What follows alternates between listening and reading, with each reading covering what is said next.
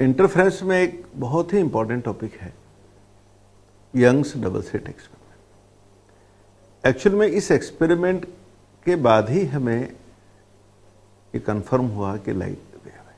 Experimental verification यहीं से आता है, इंटरफेरेंस से। बाद में डिफ्रैक्शन भी सब चीज़ें आई। हम जानते हैं कि इंटरफेरेंस देखना हो तो हमें कोहेरेंसी चाहिए, और कोहेरेंसी में एक ही सोर्स से दो सोर्स भी बनाने हैं, क्योंकि हम जानते हैं कि लाइट सोर्स से जो लाइट आती है वो तो कंटिन्यूस तो आती नहीं, पल्स फॉर्म में आती है।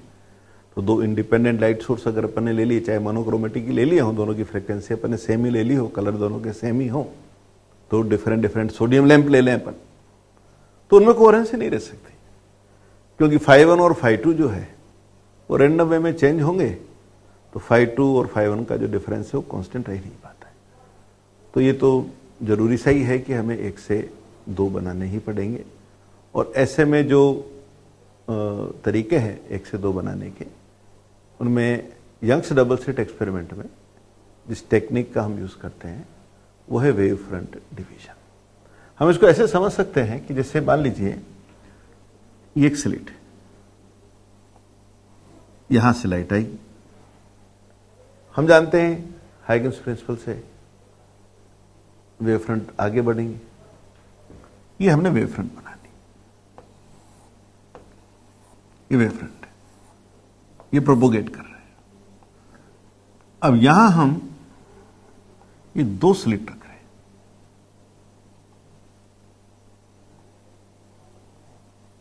ये हमने यहां ये स्लिट रख दी।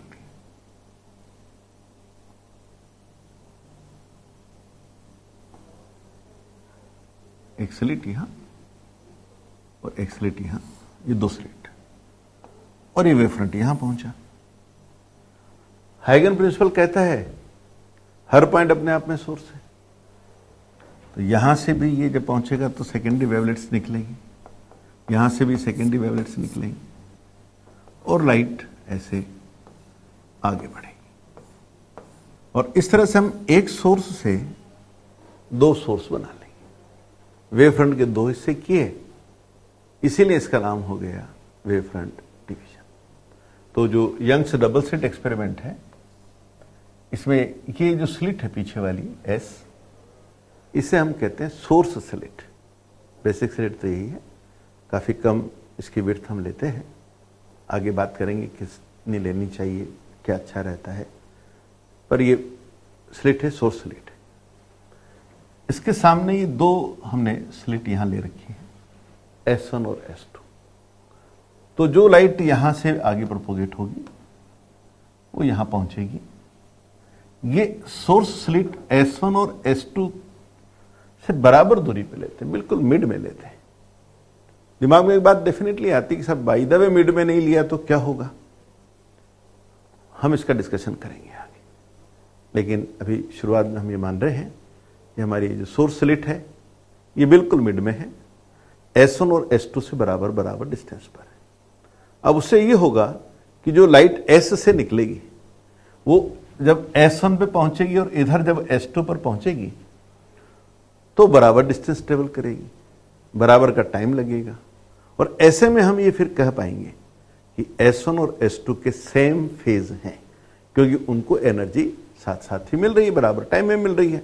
तो यहां से जो लाइट निकली उसको S से S1 पहुंचने में, S से S2 पहुंचने में टाइम अगर बराबर लगा तो मैं कह सकता हूं कि S1 और S2 दो सोर्स हैं और उनके इनिशियल फेजेस सेम हैं, और कोहेरेंसी है, और फ्रीक्वेंसी भी दोनों की सेम ही, क्योंकि एक ही से दो बनाए। ये हमारा S जो है ये मोनोक्रोमेटिक सोर्स हम लेते हैं, सोडियम लैंप अपन ले सकते हैं। तो यहां हमने एक से दो बनाए, और जो टेक्निक हमने यूज की वो है वेव फ्रंट डिवीजन। अब ये इन दो सोर्सेस से लाइट आगे बढ़ेगी। अब ये सोर्स S1 भी सभी तरफ लाइट देगा, ये S1 सोर्स सभी तरफ लाइट देगा, और S2 भी सभी तरफ लाइट देगा। हमें यहां पर ये एक हमने स्क्रीन लिया है, ये डिस्टेंस D हम काफी ज्यादा लेते हैं as compare to separation between the slits. Separation between the slit तो हम लेते हैं मिलीमीटर ऑर्डर में, और स्क्रीन की डिस्टेंस लेते हैं हम मीटर ऑर्डर में। तो ये हम ध्यान रखते हैं। मोनोक्रोमेटिक लाइट का हमने सोर्स लिया है। अब स्क्रीन जो है S1 से और S2 से, दोनों से ही स्क्रीन पर लाइट पहुंचेगी। सुपरपोजिशन होगा, और सुपरपोजिशन होने की वजह से जहां कंस्ट्रक्टिव सुपरपोजिशन होगा वहां इंटेंसिटी एवरेज से ज्यादा, और जहां डिस्ट्रक्टिव होगा वहां एवरेज से कम, कहीं मिनिमा कहीं मैक्सिमा, और हमें स्क्रीन के ऊपर इंटरफेरेंस फ्रिंजेस मिलेंगी, ब्राइट डार्क फ्रिंजेस मिलेंगी। वो शेप में हाइपरबोलिक होती हैं, आगे हम डिस्कस करेंगे उसको शेप के बारे में। पर हम ये कह सकते हैं कि स्क्रीन पर हमें ब्राइट और डार्क फ्रिंजेस मिलेंगी, अल्टरनेटिवली ब्राइट डार्क फ्रिंजेस मिलेंगी। कहाँ ब्राइट बनेगा, कहाँ डार्क बनेगा, दो डार्क के बीच में डिस्टेंस क्या है, दो ब्राइट के बीच में डिस्टेंस क्या है, ये सब हमारा डिस्कशन का इशू है। लेकिन हम ये कह सकते हैं कि ये जो इवेंट है इसमें हमने कोहेरेंसी ले ली है, एक से दो सोर्स बना लिए हैं, और स्लिट एस जो सोर्स स्लिट है उसको बिल्कुल यहां मिड में रखकर हमने जो है ये भी देख लिया है कि S1 और S2 के जो इनिशियल फेजेस है वो सेम है। ये जो पॉइंट अपना O पॉइंट है ये बिल्कुल मिड पॉइंट है। अब मिड पॉइंट है तो S1 से इसकी डिस्टेंस और S2 से इसकी डिस्टेंस इक्वल होगी। यहां भी इन दोनों में फेज सेम है। ये जो डिस्टेंस ट्रेवल करके जा रही है, S2 से जो एनर्जी O पे पहुंच रही है, बराबर की डिस्टेंस है दोनों तरफ, पाथ दोनों बराबर है, तो पाथ डिफरेंस नहीं है, पाथ डिफरेंस जीरो है। पाथ डिफरेंस जीरो है तो हम जानते हैं फेज डिफरेंस होता है 2 pi by lambda into path difference. तो जब यहां पर O पॉइंट पर S1 और S2 पर से जो लाइट पहुंच रही है उनमें पाथ डिफरेंस जीरो है, तो फेज डिफरेंस भी जीरो होगा। यहां भी जीरो था, जहां मिल रहे हैं, जहां सुपर इम्पोजिशन हो रहा है वहां भी जीरो है, और जीरो ही बना हुआ है, कोहेरेंसी है। जीरो फेज डिफरेंस है तो दोनों के वेक्टर सेम डायरेक्शन में है, इसका मतलब हमें यहां मैक्सिमा मिलेगा। तो हमारा जो O पॉइंट है वहां हमें सेंट्रल ब्राइट, क्योंकि यहां फेज डिफरेंस जीरो है, जिस जगह पर फेज डिफरेंस जीरो होता है उसी को हम सेंट्रल ब्राइट कहते हैं। आप कैसे ब्राइट क्या केवल यही होगा क्या? नहीं, और पोजीशन भी हो सकती है ना। जैसे मान लो मैं कहूं कि यहां से एक S1 से एक लाइट आई, S2 से आई, ये रास्ता S2 से थोड़ा बड़ा है ये वाला, इसके कंपैरिजन में दोनों में पाथ डिफरेंस आ गया। अब बाय द वे लैम्डा हुआ, पाथ डिफरेंस अगर लैम्डा हुआ, मैं इसको जैसे ही लैम्डा लिखूंगा तो ये 2 पाई आ जाएगा। 2 पाई पे भी तो वेक्टर एक ही डायरेक्शन में होते हैं, मैक्सिमा मिलता है सुपरपोजिशन में। तो मैं कह दूंगा अगर ऐसा है तो फिर यहां भी ब्राइट बनेगा, पर यहां फेज डिफरेंस जीरो था इसलिए इसका नाम पड़ा सेंट्रल ब्राइट, और यहां पर फेज डिफरेंस 2 पाई था, यह कहलाएगा फर्स्ट ब्राइट। हां, अगर मैं इस तरफ आता हूं यह रास्ता बढ़ जाएगा, यह रास्ता थोड़ा छोटा, और आप देखिए इनमें भी पाथ डिफरेंस रहेगा, और यह पाथ डिफरेंस अगर लैम्डा रहा तो यहां भी मैक्सिमा होगा, 2 पाई का फेज डिफरेंस होगा, लैम्डा का पाथ डिफरेंस, 2 पाई का फेज डिफरेंस, लैम्डा से लैम्डा कैंसिल हो रहा, यहां भी ब्राइट होगा, यह भी फर्स्ट ब्राइट कहलाएगा। यानी फर्स्ट ब्राइट एक तरफ नहीं होते, एक फर्स्ट ब्राइट ऊपर, एक फर्स्ट ब्राइट नीचे। ऐसे ही आगे की अगर हम पोजीशंस पे चलें तो हम ये देखेंगे कि हमें अलग अलग पोजीशन पे ब्राइट मिलेंगे। आप तुरंत मुझे कहेंगे कि सर यहां पाथ डिफरेंस जीरो था, यहां पाथ डिफरेंस इस लाइट में और इस लाइट में पाथ डिफरेंस लैम्डा है, तो कहीं बीच में लैम्डा बाई 2 भी तो रहा होगा। बिल्कुल रहा होगा ना। जैसे जैसे हम उधर स्क्रीन पे गए होंगे हम ऐसे कह सकते हैं, जैसे S1 सोर्स है, ये S2 सोर्स है, इनमें कोहेरेंसी है। यहां पर लाइट पहुंची थी, इन दोनों में पाथ डिफरेंस 0 था। हम इधर जाने लगे, इस लाइट में और इस लाइट में पाथ डिफरेंस आने लगा। कैसे निकालें? यहां से एक परपेंडिकुलर डाल दें, ये पाथ डिफरेंस हो गया इस पॉइंट पर, पी पॉइंट पर, इन दोनों में पाथ डिफरेंस है। अब ये पाथ डिफरेंस की वैल्यू कितनी है, उसी से यहां फेज डिफरेंस की कैलकुलेशन हो जाएगी, और फेज डिफरेंस आ जाएगा तो हम फिर इंटेंसिटी कैलकुलेशन कर सकते हैं। क्योंकि इंटेंसिटी कैलकुलेशन जो होती है वो हम जानते हैं I1 plus I2 plus 2 √I1 I2 cos delta phi होती है रिजल्टेंट इंटेंसिटी। और अगर हमने ये दोनों स्लिट इक्वल ले ली हैं और एक की वजह से इंटेंसिटी को I0 मानते हैं, तो इक्वल एम्पलीट्यूड और इक्वल इंटेंसिटी का हमने केस डिस्कस किया हुआ है। ऐसे में फिर इंटेंसिटी की वैल्यू आ जाती है I इक्वल टू 4I0, जहां I0 एक सोर्स से आने वाली लाइट के कारण इंटेंसिटी है, और यह हमारा रिजल्ट हो जाता है cos square delta phi by 2, जहां डेल्टा फाई S1 और S2 से P पॉइंट पर जो वेव्स पहुंच रही हैं उनमें फेज का डिफरेंस है। तो ये हमने निकाला था जब हम सुपरपोजिशन समझ रहे थे कि दो वेव अगर जीरो जो है फेज पाथ डिफरेंस पे है तो मैक्सिमा आता है, और फेज डिफरेंस अगर डेल्टा फाई है तो इंटेंसिटी की वैल्यू हम इस इक्वेशन से लिखते हैं। और डेल्टा फाई डिपेंड कर रहा है किस पर?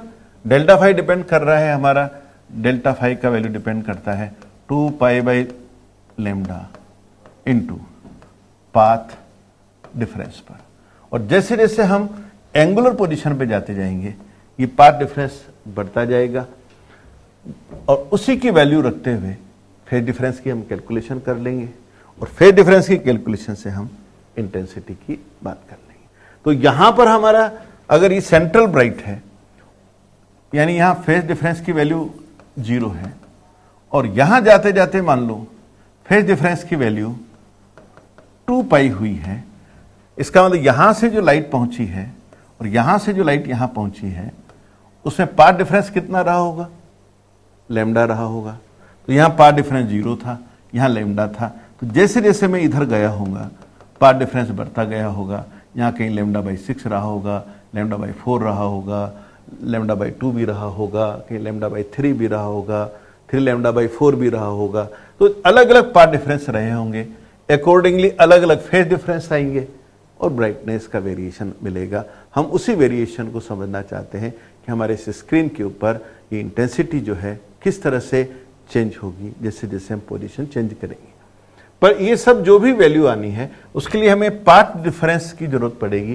किसी भी जगह पर अगर हमें इंटेंसिटी चाहिए, कहीं पर भी अगर हमें इंटेंसिटी चाहिए, तो हमें पहले ये देखना होगा कि यहां पर जो दो वेव्स पहुंच रही हैं उनमें पाथ डिफरेंस कितना है। उस पाथ डिफरेंस की हेल्प से हम फेज डिफरेंस कैलकुलेट करेंगे, और उस फेज डिफरेंस की वैल्यू को यहां रख करके और फिर हम उस जगह की इंटेंसिटी की बात कर लेंगे। तो इस तरह से हम ये अपना डिस्कशन आगे ले जाना चाहते हैं। पर एक बात क्लियर है यहाँ के डिस्कशन से कि हमारे स्क्रीन के ऊपर हर जगह इंटेंसिटी सेम होगी ऐसा नहीं है। कुछ पोजीशंस ऐसी होंगी जहाँ हमें ब्राइट फ्रिंजेस मिलेंगी, कुछ पोजीशंस ऐसी होंगी जहाँ हमें डार्कनेस रहेगी। Dark fringe, bright fringe. Bright fringe हम उसको कहते हैं जहाँ इंटेंसिटी एवरेज से ज़्यादा हो। डार्क फ्रिंज वाली जगह जो बैंड है वो बैंड होता है जहाँ इंटेंसिटी एवरेज से कम हो। तो एवरेज से ज़्यादा भी होंगी कुछ लोकेशन पे, एवरेज से कम इंटेंसिटी होगी, उसी को हम आगे डिस्कस करना चाहते हैं। और सिंपल रखने के लिए अपने डिस्कशन को हम ये भी मान रहे हैं कि हमारी जो दोनों स्लिट है S1 और S2 इनकी विड्थ जो है सेम है, और इंडिविजुअल सोर्स की वजह से जो हमें इंटेंसिटी मिल रही है वो I0 है। तो एक सोर्स से अगर लाइट पहुंचती तो I0, दूसरे सोर्स से भी अकेली केवल लाइट पहुंचती तो I0। अब दोनों सोर्स से लाइट हमारी स्क्रीन पे पहुंच रही है, तो हम उस एनालिसिस करना चाहते हैं कि हमारे स्क्रीन के ऊपर इंटेंसिटी किस तरह वेरी करेगी, दोनों की सुपरपोजिशन से हमें क्या रिजल्ट मिलेगा। अब हम यंग्स डबल स्लिट एक्सपेरिमेंट में ये समझते हैं कि कोई भी पॉइंट अगर हमारा है, मान लो P, ये P पॉइंट है जो O से Y डिस्टेंस पर है, वहां पर जो वेव पहुंच रही है S1 और S2 से, उसमें पाथ डिफरेंस कितना है? जैसे ये स्लिट S1, S2, ये स्क्रीन पॉइंट P, ये S1P, S2P, ये दो वेव मैंने। अब पाथ डिफरेंस निकालना है। उस पॉइंट P की एंगुलर पोजीशन हम मान रहे हैं थीटा, ये उस पॉइंट की एंगुलर पोजीशन। तो एक तो हम लिख सकते हैं, अगर ये डिस्टेंस y है मिड पॉइंट से, और स्क्रीन की डिस्टेंस हमारे पास d है, y/d, ये हमारे पास tan थीटा है। ये कैपिटल D डिस्टेंस जो है स्लिट और स्क्रीन के बीच की डिस्टेंस है d, और स्मॉल d ये जो मेरे दोनों सोर्सेज हैं S1 और S2, इनके बीच का सेपरेशन है tan थीटा। थीटा क्या है? ये पॉइंट जो P है अपना, ये किस एंगल पर है? ये हमारा थीटा एंगल है। अब पाथ डिफरेंस चाहिए, यानी हमें S2P और S1P, इसमें अंतर कितना है जानना है। तो अपन क्या कर सकते हैं, यहां से एक परपेंडिकुलर डाल दें। मान लो ये L पे आया, तो ये जो डिस्टेंस है हम कह सकते हैं S1P और LP तो बराबर है, तो ये पाथ डिफरेंस आ गया। अब ये एंगल थीटा है तो नेचुरली ये एंगल भी थीटा होगा, ये एंगल हमारा थीटा होगा, ये वाला, ये थीटा है तो ये 90 डिग्री का एंगल है। यहां से देखें तो S2L, ये जो पाथ डिफरेंस है अपॉन स्मॉल d, ये साइन थीटा हो जाएगा। S2L upon S1 S2, S2L क्या चीज है? Path difference. किससे पाथ डिफरेंस? उन वेव में पाथ डिफरेंस जो S1 से P पहुंच रही है और S2 से P पहुंच रही है, उनमें पाथ डिफरेंस है। और उस पाथ डिफरेंस और स्मॉल d में रिलेशन आ गया। ये हमारा पाथ डिफरेंस है S2L, ये स्मॉल d है, sine theta perpendicular upon hypotenuse, ये साइन थीटा।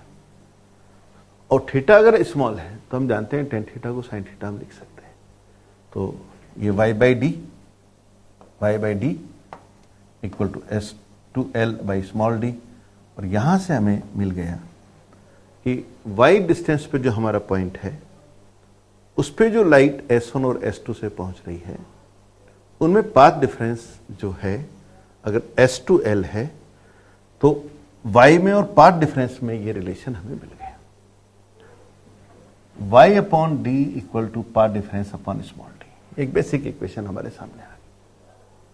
y बता देंगे तो पाथ डिफरेंस आ जाएगा, पाथ डिफरेंस दे दिया गया है तो y निकल सकता है। अब पाथ डिफरेंस और y का एक रिलेशन हमारे पास आ गया। अब इसी से हम आगे की स्टेप को बढ़ा सकते हैं। देखिए, हमारी बेसिक रिलेशन हम जानते हैं। अभी जो हमने बात डिस्कस किया, y हमारे पॉइंट P का मिड पॉइंट से डिस्टेंस y, वहां पर पहुंचने वाली वेव्स में पाथ डिफरेंस, इनमें आपस में रिलेशन है। पाथ डिफरेंस और फेज डिफरेंस में क्या रिलेशन होता है वो भी हम अच्छी तरह जानते हैं। Phase difference equal to 2 pi lambda into path difference. Path difference यहां से अपन इधर से इधर यूज कर सकते हैं। अब देखिए, जो हमारा पॉइंट O है, पॉइंट O से मेरा मतलब है ये मिड पॉइंट, यहां की हम बात कर रहे हैं। पॉइंट O पर पाथ डिफरेंस 0 है, बात भी सही है। ये जो हमारी लाइट है S1 से जो O पर पहुंची है, S2 से जो O पर पहुंची है, ये रास्ते बराबर है, पाथ डिफरेंस 0 है।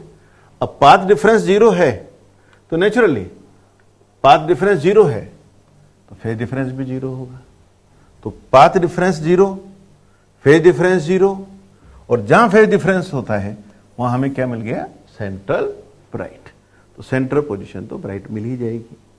अब आप देखिए, अगर S2L यानी पाथ डिफरेंस लैम्डा है, पाथ डिफरेंस की लैम्डा वैल्यू डाल दीजिए, फेज डिफरेंस कितना आ गया? 2 पाई आ गया, और फेज डिफरेंस 2 पाई आ गया तो क्या मिलेगा? मैक्सिमा। कौन सा मैक्सिमा? First maxima. तो फर्स्ट मैक्सिमा वहां मिला जहां मेरा पाथ डिफरेंस लैम्डा है या फेज डिफरेंस 2 पाई। अब वो स्क्रीन पे अगर हम जाके देखें तो स्क्रीन पे हमें फर्स्ट मैक्सिमा कितना दूर मिलेगा? जैसे हम अगर ये सोचे कि हमारे यहां से कितना दूरी पर, y की किस वैल्यू पर हमें फर्स्ट मैक्सिमा मिलेगा, तो y में और पाथ डिफरेंस में रिलेशन देख लेते हैं। आप देखिए, हमारे पास में फर्स्ट मैक्सिमा पर पाथ डिफरेंस कितना है? लैम्डा है। तो इस इक्वेशन में लैम्डा डालने से फेज डिफरेंस आ गया, और इस इक्वेशन में पाथ डिफरेंस की लैम्डा वैल्यू डालने से y मिल गया। कौन सा y मिल गया? वो जगह मिल गई, वो दूरी मिल गई जहां हमें क्या मिलेगा? फर्स्ट ब्राइट मिलेगा। तो पाथ डिफरेंस कितना लिख दें? लैम्डा।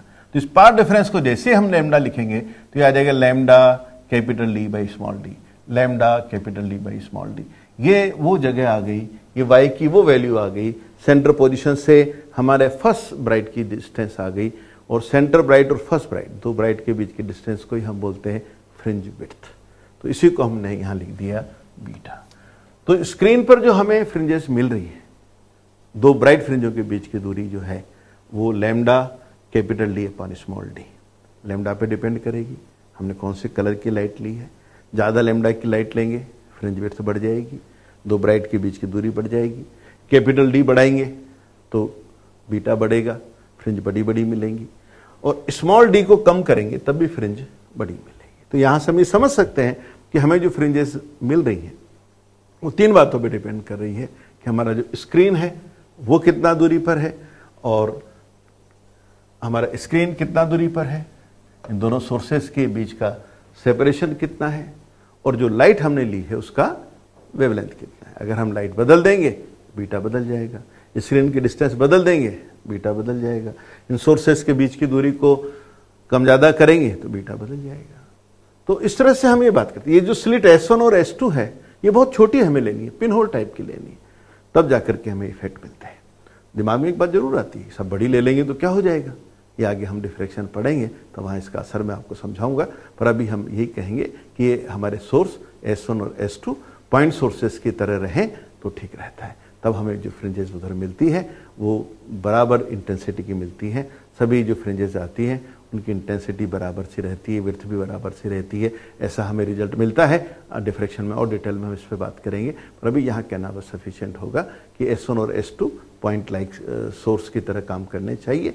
डिस्टेंस हमारी स्क्रीन की ज़्यादा रखना चाहिए, और वहाँ जो हमें फ्रिंजेस मिलेंगी उसके दो ब्राइट फ्रिंज के बीच की जो डिस्टेंस है जिसको हम फ्रिंज विड्थ कहते हैं बीटा, वो दी जाती है लैम्डा D बाई D से हम उसको लेते हैं beta equal to lambda D by D। और पहला ब्राइट वहाँ होता है जहाँ पर फेज डिफरेंस 2 पाई का हो, वही चीज़ हमने रख करके पाथ डिफरेंस लैम्डा रख कर ये पोजीशन फाइंड की। अब इसको हम आगे अगर बात को करें तो और पाथ डिफरेंस के ऊपर भी हम बात कर सकते हैं।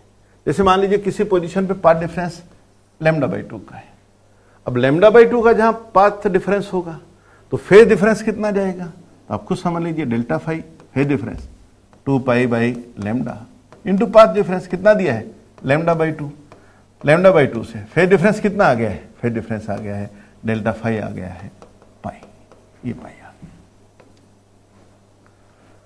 पाई फेज डिफरेंस वेक्टर उल्टी दिशा में, पाई 180 डिग्री का एंगल 180 डिग्री का एंगल मिनिमम आएगा। तो इसका मतलब लैम्डा बाई 2 अगर पाथ डिफरेंस रहा तो हमें मिनिमा मिलेगा। मिनिमा कब मिला, लैम्डा बाई 2 पे, ये वाला फर्स्ट मिनिमा है लैम्डा बाई 2 पे। देखो सेंट्रल मैक्सिमा पे पाथ डिफरेंस 0 था, फर्स्ट मैक्सिमा पे पाथ डिफरेंस लैम्डा था, और ये लैम्डा बाई 2 पर पाथ डिफरेंस पर, लैम्डा बाई 2 के पाथ डिफरेंस पर हमें पहला मिनिमा मिला है, यानी दो ब्राइट के बीच में एक डार्क मिला है। अगर ये देखें हम स्क्रीन पर वो कहां मिलेगा, तो वो अगर हम y निकालें, स्क्रीन पे पोजीशन देखें, स्क्रीन की पोजीशन कहां से देखी जाती है? हम जानते हैं स्क्रीन पे पोजीशन देखने के लिए हमारे पास है y equal to capital D upon small d into path difference. कितना पाथ डिफरेंस है हमारे पास? λ/2 पहले मिनिमा के लिए। तो हम यहां से देखिए अगर y ढूंढना चाहिए तो y हो जाएगा हमारे पास capital D upon small d और पाथ डिफरेंस है λ/2 का।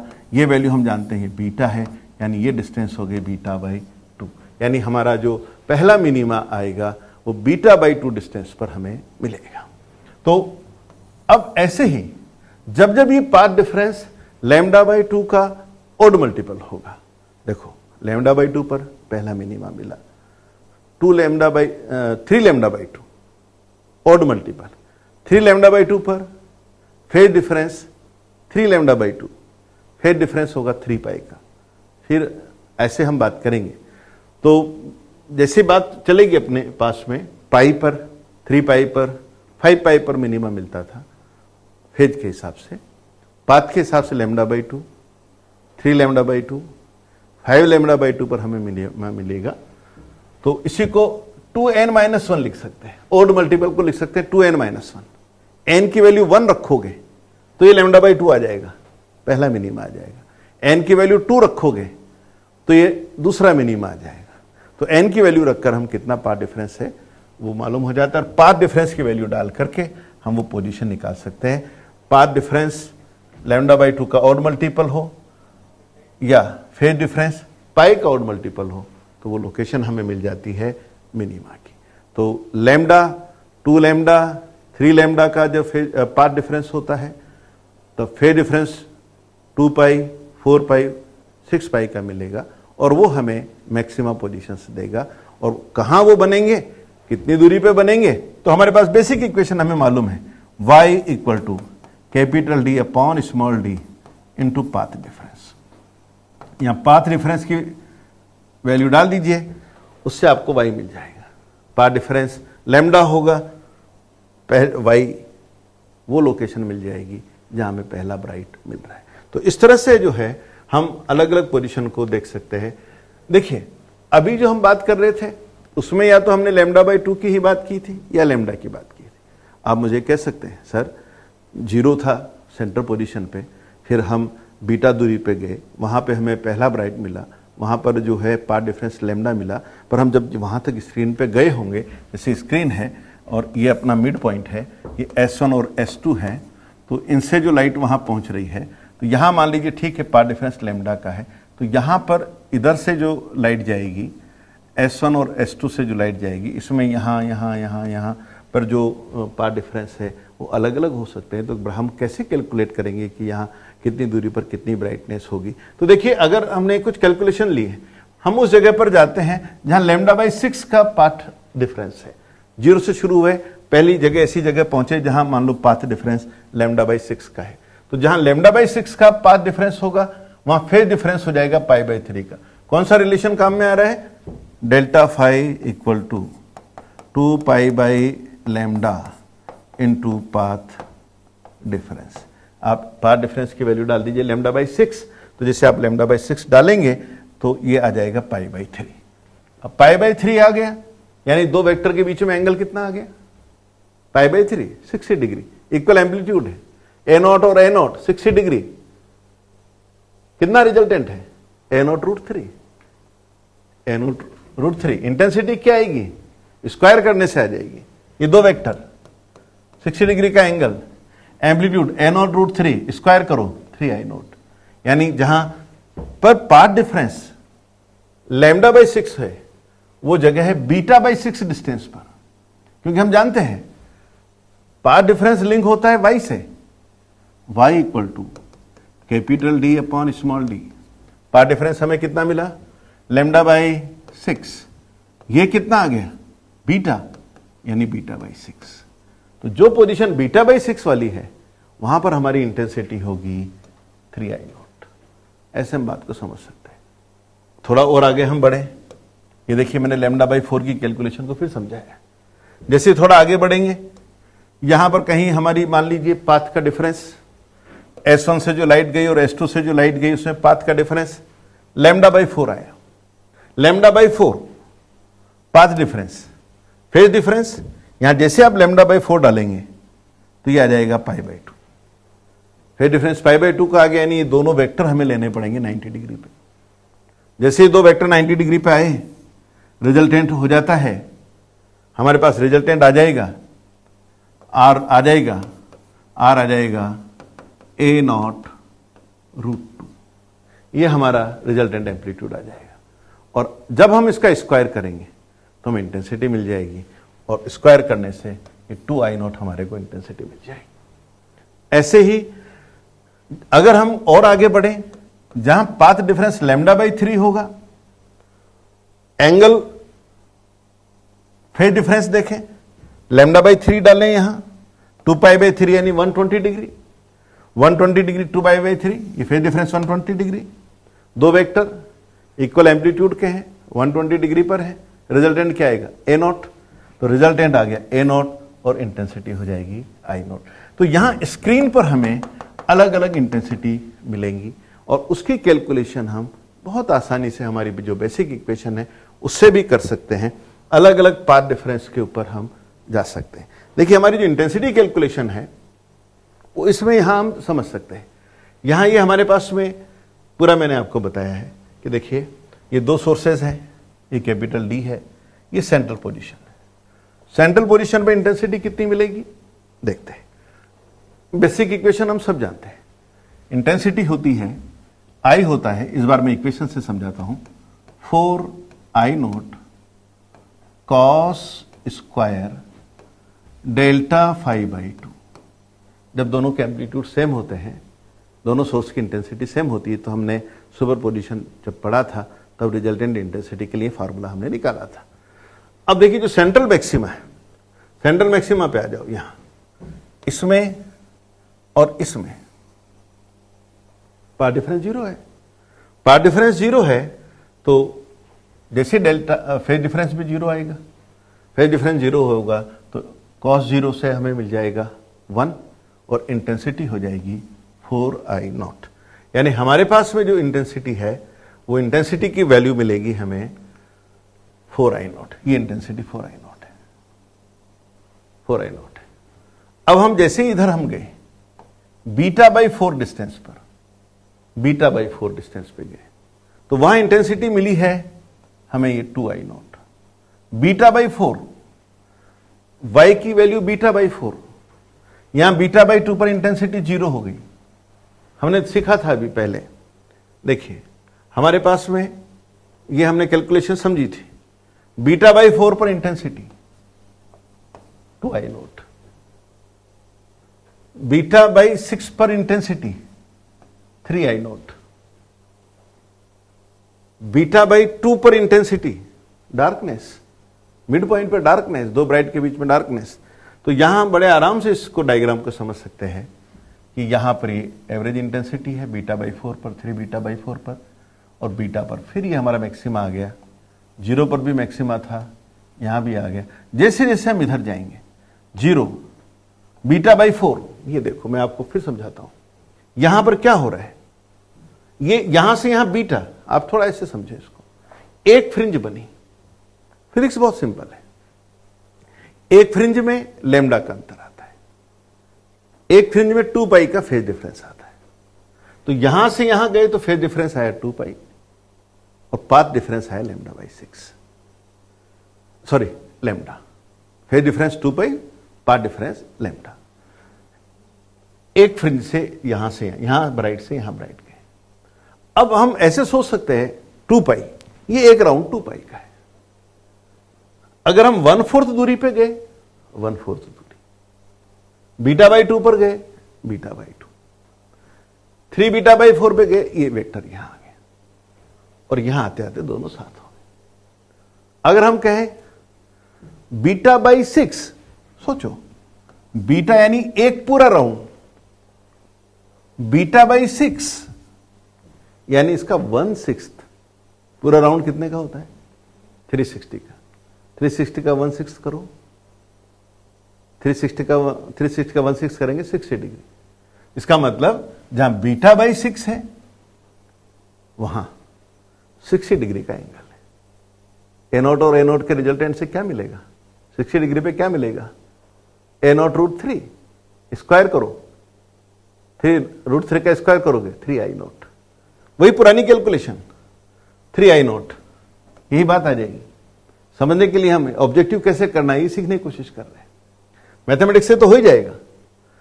अब क्लियर इससे आ गया कि इसका मतलब ये हुआ जहां β/6 है वहां पर हमारी इंटेंसिटी 3i0 होगी। तो यहां ये 3i0, ये देखो 3i0 यहां है, ये एक्चुअल में कौन सी जगह है, ये β/6 है। β/4 1/4, ये 1/4 90 डिग्री, a0 और a0 90 डिग्री पे वेक्टर सम करो, a0√2 स्क्वायर करो 2i0, इसका मतलब β/4 पर ये β/4 पर 2i0। β/2 1/2 राउंड करो, 1/2 आधा राउंड, एंगल कितना हो गया 180 डिग्री, दोनों वेक्टर बराबर हैं तो रिजल्टेंट क्या हो गया 0, इसीलिए देखो β/2 पर 0। 3/4 राउंड, 3β/4 3/4 राउंड, ये देखो 3/4 राउंड हो गया मेरे हाथ का, कितना एंगल है इन दोनों में 90 डिग्री। a0 और a0 जोड़ करो, वेक्टर सम करो, a0√2 स्क्वायर करो इंटेंसिटी लाने के लिए 2i0, इसलिए यहां इंटेंसिटी देखो ये 2i0। तो बहुत आसानी से हम वेक्टर सम से कर सकते हैं कितनी डिस्टेंस पे जाना है, जितना पार्ट हम जा रहे हैं। अब जो चीज β/4 है, β/4 वाली जगह पाथ के हिसाब से λ/4, अरे भाई बीटा किससे आता है, लैम्डा से, एक लैम्डा से एक बीटा आता है। तो मैं कहूं कि यार वो बताओ β/4 दूरी पर क्या होगा, तो तुरंत सोचो पार्ट डिफरेंस λ/4 1/4 का फैक्टर आ रहा है, β/4 को हो या λ/4 को हो, और λ/4 का मतलब 1/4 राउंड लेना है, 1/4 राउंड लेते ही 90 डिग्री आ जाएगा, और दो वेक्टर, इसका मतलब यहां 90 डिग्री पर है। कोई कहे मुझे β/6 पोजीशन के ऊपर इंटेंसिटी चाहिए, अरे भाई β/6 पोजीशन पे इंटेंसिटी चाहिए तो पार्ट डिफरेंस कितना होगा λ/6, फेज डिफरेंस कितना होगा, तो 360 का 1/6 कर लो। तो जो हमें फेज डिफरेंस दें, पार्ट डिफरेंस दें, हमें तो केवल दो वेक्टर से ही तो रिजल्ट लेने हैं।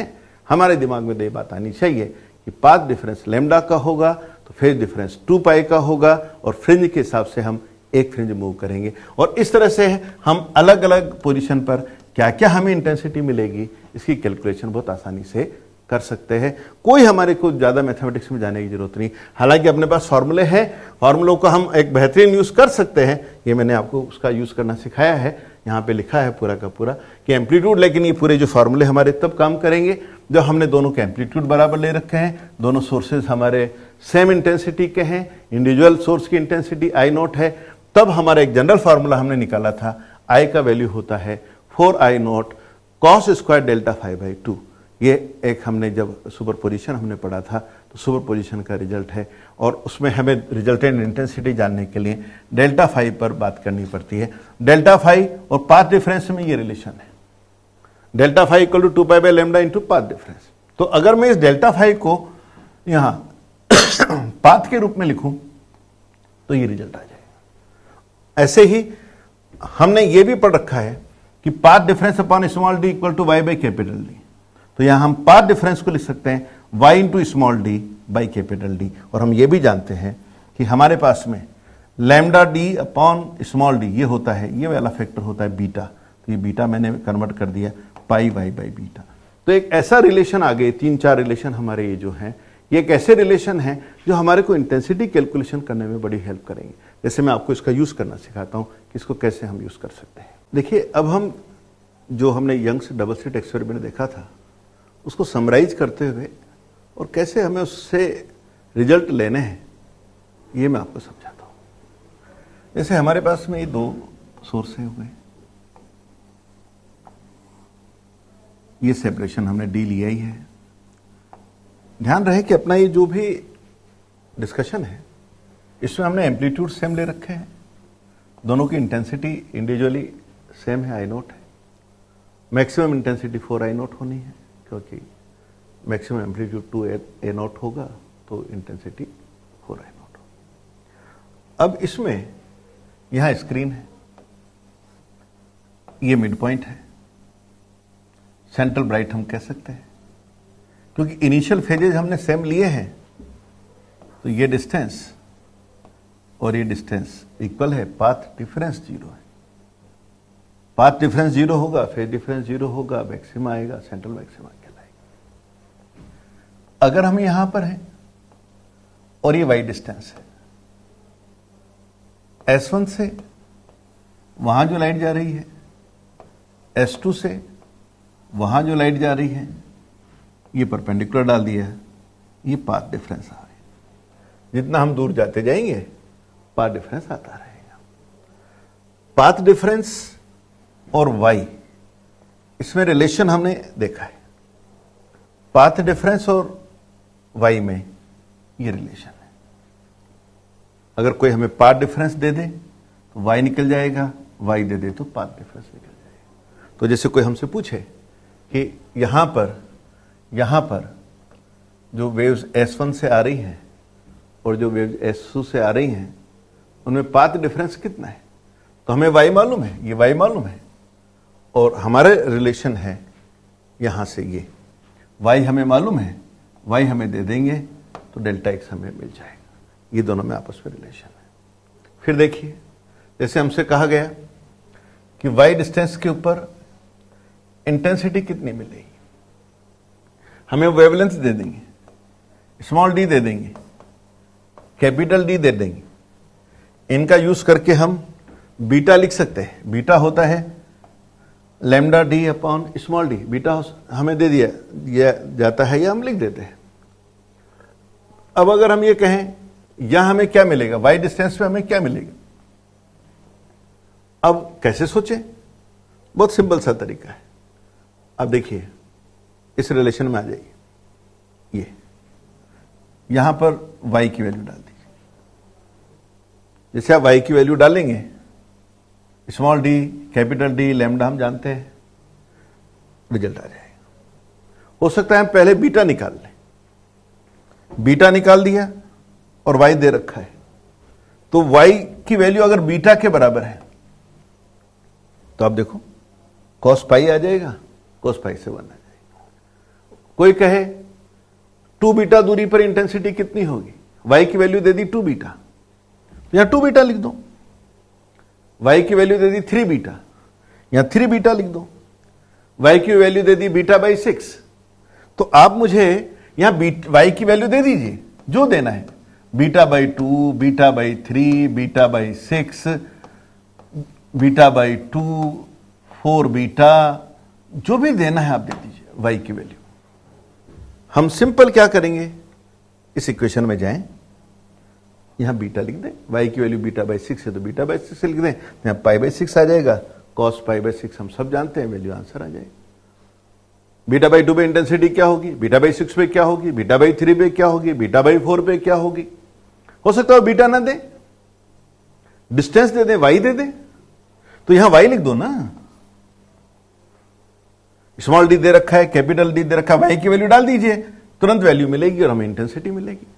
वो हो सकता है उस जगह इंटेंसिटी बताओ जहां पाथ डिफरेंस दे दिया, लैम्डा बाई 4 हो, लैम्डा बाई 3 हो, लैम्डा बाई 2 हो। अरे तो भाई पाथ डिफरेंस है तो ये रिलेशन यूज कर लो। अगर उन्होंने पाथ डिफरेंस दिया, डेल्टा x की वैल्यू को लैम्डा बाई 2 लिखा, तो लिख दो ना यहां लैम्डा बाई 2, लैम्डा बाई 2 से pi by 2, cos pi by 2 की वैल्यू लिख के आंसर आ जाएगा जो भी आना है। पाथ डिफरेंस को लैम्डा बाई 3 लिखना है तो यहां पाथ डिफरेंस को लैम्डा बाई 3 लिख दो। तो हमसे कोई अगर ये कहता है कि भाई एक ऐसी जगह पर यहां पर इसमें और इसमें पाथ डिफरेंस 3 लैम्डा बाई 4 है, बताओ यहां इंटेंसिटी क्या होगी, तो सिंपल है ना, आप यहां पर डेल्टा x की वैल्यू को 3 लैम्डा बाई 4 लिख दीजिए और 3 पाई बाई 4 की वैल्यू जो भी है cos की लिख करके अपना आंसर ले लीजिए। तो वो केवल हमें जगह बता दें, पाथ डिफरेंस बता दें, पोजीशन बता दें, बीटा के फॉर्म में पोजीशन बता दें। ये इक्वेशन इस तरह से हैं कि जो भी आप चाहें वो निकल जाएगा। जैसे किसी ने कहा वो y बताओ जहां इंटेंसिटी आधी रहती हो, अरे आधी रहती हो तो इस I का वैल्यू मैक्सिमम क्या आधी रहती हो, मैक्सिमम कितनी है 4I0। आधी रहती तो I की वैल्यू कितनी लिख दें 2I0। cos स्क्वायर की वैल्यू कितनी 1/2। अब जहां 1/2 cos स्क्वायर की वैल्यू, तो cos की वैल्यू कितनी 1/√2। cos 1/√2 कब होता है 45 डिग्री पर। इसका मतलब ये एंगल कितना है 45 डिग्री। डेल्टा x निकाल लो, चाहो तो वाई निकाल लो, चाहो तो बीटा निकाल लो, आंसर आएगा ना। तो हमें किसी बड़ी मैथमेटिक्स में जाने की जरूरत ही नहीं है, हमें केवल ये आइडिया है कि भाई देखो इंटेंसिटी कैलकुलेशन कैसे करनी है। तो हमारे पास में जो बात है, यहां पर किसी भी जगह पर वो हमसे पूछें आंसर ला सकते हैं, वाई डिस्टेंस दे देते हैं और आसानी से इंटेंसिटी की कैलकुलेशन की जा सकती है। कई बार तो आप ऐसे सोच लो ना, कोई ने कहा वाई डिस्टेंस पर इंटेंसिटी कितनी होगी, देखो वाई डिस्टेंस पर इंटेंसिटी कितनी होगी, अपन सोचे पता नहीं कैसे निकाले, लैम्डा दे रखा है, डी दे रखा है, कैपिटल डी दे रखा है, और वाई डिस्टेंस के ऊपर हमसे पूछा गया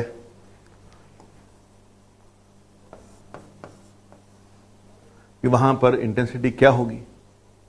हम जानते हैं बीटा डिस्टेंस में एक फ्रिंज आती है, एक फ्रिंज आती है।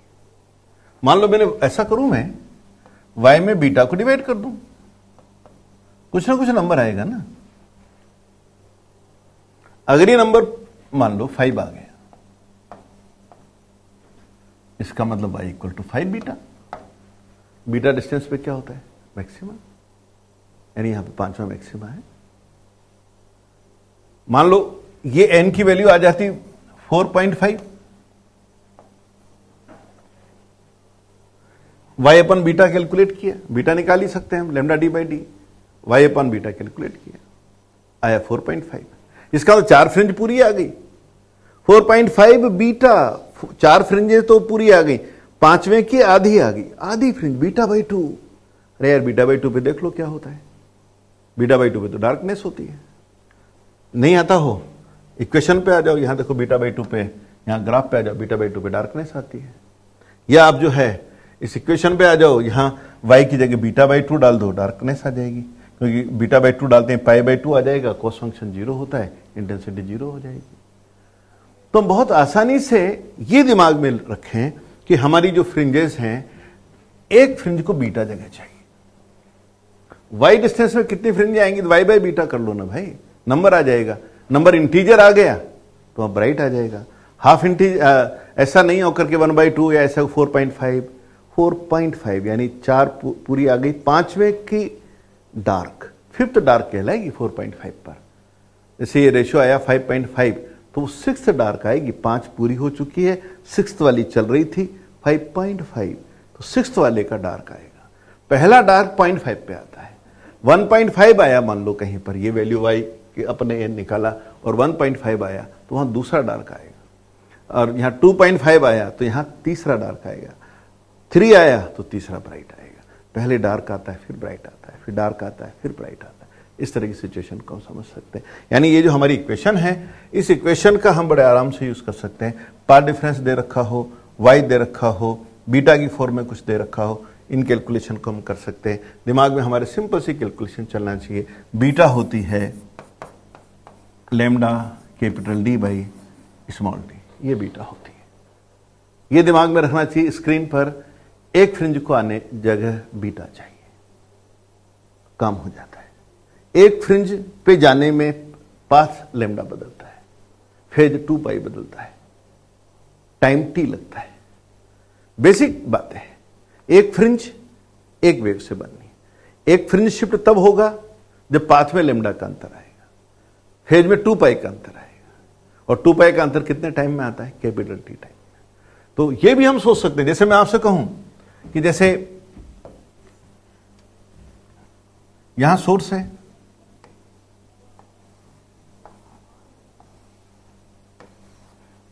एक लाइट यहां से आ रही है, एक लाइट यहां से आ रही है, इन दोनों में पाथ डिफरेंस 2 लैम्डा है।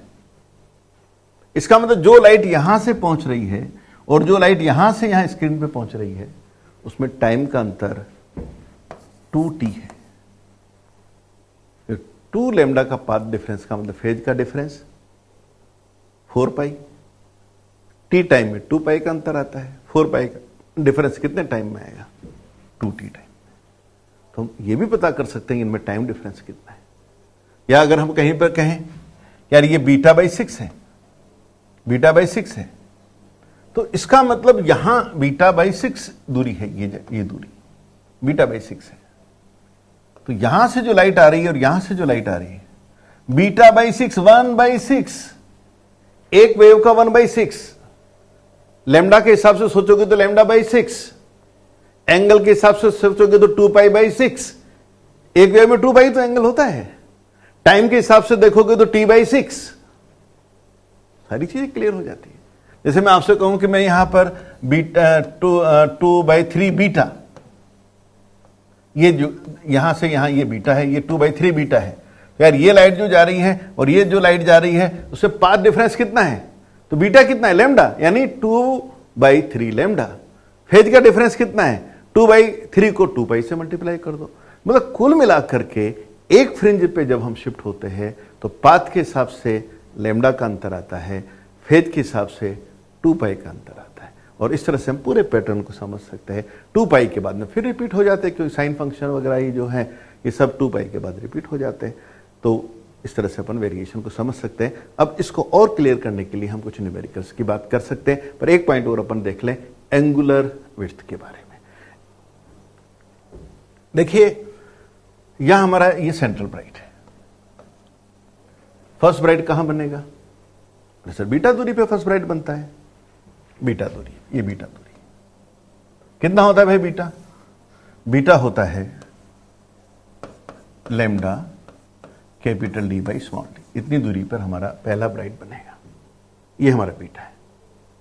अच्छा कितने एंगल पर है ये, तो आर्क बाई रेडियस वाला कंसेप्ट लगा दें, तो बीटा में कैपिटल D को डिवाइड कर दें, बीटा बाई कैपिटल D, तो ये एंगल हमें आ जाएगा, थीटा हमें आ जाएगा, और ये हमारे को मिल जाएगा कितना, बीटा की वैल्यू डाल दो, ये बीटा की वैल्यू डाल दें तो ये आ जाएगा 1/d इंटू बीटा की वैल्यू लिख रहा हूं lambda D by small d, तो आंसर आ गया λ/d।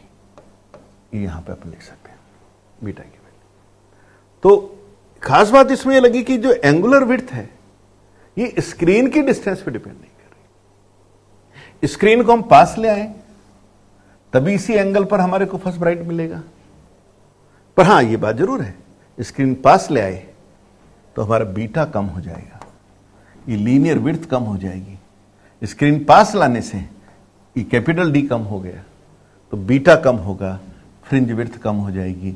स्क्रीन दूर ले जाएंगे, फ्रिंज विड्थ बढ़ जाएगी, पर पहला मैक्सिमा जिस एंगल पर आएगा वो एंगल वही रहेगा, यानी स्क्रीन की डिस्टेंस बदलने से एंगुलर विड्थ पर फर्क नहीं पड़ता है।